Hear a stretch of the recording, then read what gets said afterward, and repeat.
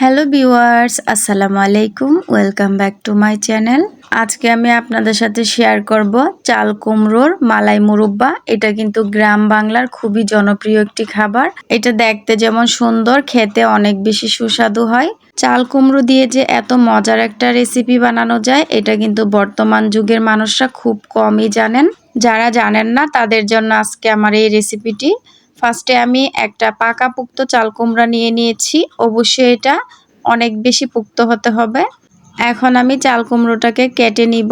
আর কাটার যে বিষয়টা, এটা হলো আপনারা আপনাদের পছন্দ অনুযায়ী কেটে নিতে পারেন। ছোট বড় যে কোনো সাইজ করে কেটে নিলেই হবে। উপরের খোসাটা ফেলে ভিতরের বিচিগুলা, নরম অংশগুলা ফেলে দিতে হবে। এইভাবে করে আমি পুরাটা কুমড়া কেটে নিয়েছি। এখন এগুলাকে আমি ভাপ দিয়ে নিব। ভাপ দেওয়ার জন্য পাতিলের মধ্যে পর্যাপ্ত পরিমাণ পানি দিয়েছি। তারপর এগুলাকে আমি একটু ফুটিয়ে নিব 5 থেকে 6 মিনিটের মতো সময় ধরে। বেশিক্ষণ ভাপ দিতে যাবেন না, অল্প একটু ভাপ দেওয়ার পরেই ছেঁকে নিতে হবে। তো ছেঁকে নেওয়ার পর এখন আমি একটা একটা কুমড়ার পিস কাঁটা চামচ দিয়ে কেচে নিচ্ছি। কেচে নেওয়ার পর কুমড়া থেকে অনেক পানি বের হয়, তাই হাত দিয়ে চাপ দিয়ে দিয়ে কুমড়ার পিসগুলা থেকে আমি এক্সট্রা পানিটা ঝরিয়ে নিচ্ছি। অনেকেই আছেন কুমড়াটা কাটার পর তারপর কাঁটা চামচ দিয়ে কেচতে যান, এটা কখনোই করবেন না। অল্প একটু ভাপ দিয়ে নেবেন, তারপর কাঁটা চামচ দিয়ে কেচতে গেলে অনেক বেশি সহজ হয় আর পানিটাও বের হয় খুব সহজে। তো দেখতেই পাচ্ছেন কুমড়া থেকে কত পরিমাণ পানি বের হচ্ছে। এইভাবে করে আমি চিপে চিপে সব কয়টা কুমড়ার পানি আমি ঝরিয়ে নিব। এই পানিটা থাকলে কিন্তু মোরব্বাটা বানানোর পর খেতে ভালো লাগবে না, পানসা পানসা লাগবে। আর এদিকে আমি দুধটা জাল হতে দিয়েছি। এখানে আমি 3 কেজি দুধকে জাল করে 2 কেজি করে নিব।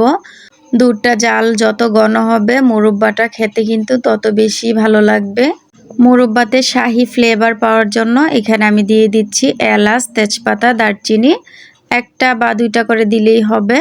দুধটা কিছুক্ষণ জাল করে নেওয়ার পর, মানে কিছুটা ঘন হয়ে আসার পর দিয়ে দিচ্ছি চিনি।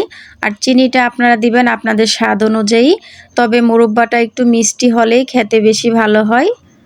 তো চিনিটা দেওয়ার পর দুধটা কিন্তু পাতলা হয়ে গেছে, তার জন্য আবার আমি কিছুক্ষণ জাল করে নিচ্ছি, কিছুটা ঘন করে নিচ্ছি।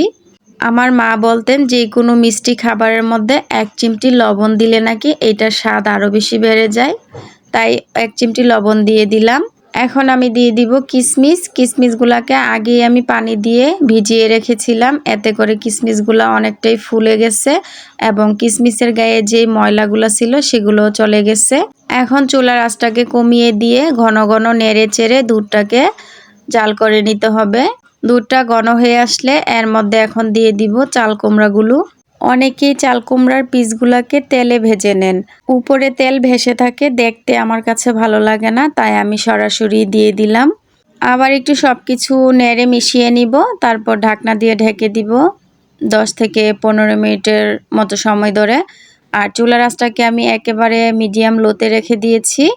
এখন হলো দুধটাকে ঘন করতে হবে। যত ঘন করবেন আর যত আস্তে আস্তে জাল করবেন ততই কুমড়ার ভিতরে গ্রেভিটা ঢুকবে, খেতে বেশি ভালো লাগবে। তো কিছুক্ষণ জাল করে নেওয়ার পর এখানে আমি দিয়ে দিচ্ছি কোরানো নারিকেল।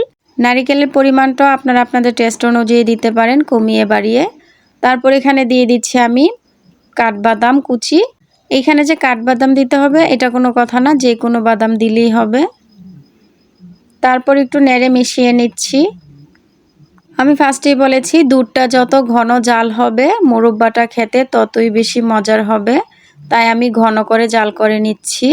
এই পর্যায়ে আমি একটা মুরব্বার পিস উঠিয়ে দেখে নিচ্ছি যে গ্রেভিটা কতটা প্রবেশ করেছে এবং কতটা সফট হয়েছে। দেখতেই পাচ্ছেন অনেক বেশি সফট হয়ে গেছে। এখন আমি কিছুক্ষণ জাল করার পর চুলাটা বন্ধ করে দিব। এটা ঠান্ডা হলে, মানে যতটা ঠান্ডা হবে ততটাই ঘন হবে। তো মুরব্বাটা কিন্তু আমার ফাইনালি রান্না হয়ে গেছে।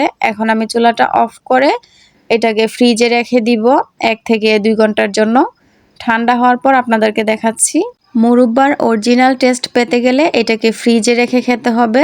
এটা দেখতে যে সুন্দর হয়েছে সেটা কিন্তু না, খেতেও মাশাল্লাহ মাশাল্লাহ অনেক বেশি মজার হয়েছে। আমি গ্যারান্টি সহ বলতেছি এটা যে একবার বানিয়ে খাবেন তার আরেকবার খেতে ইচ্ছে করবে, এতটাই মজার হয় এই মুরব্বাটা। আশা করছি আজকের এই মজাদার রেসিপিটি আপনাদের কাছে ভালো লেগেছে।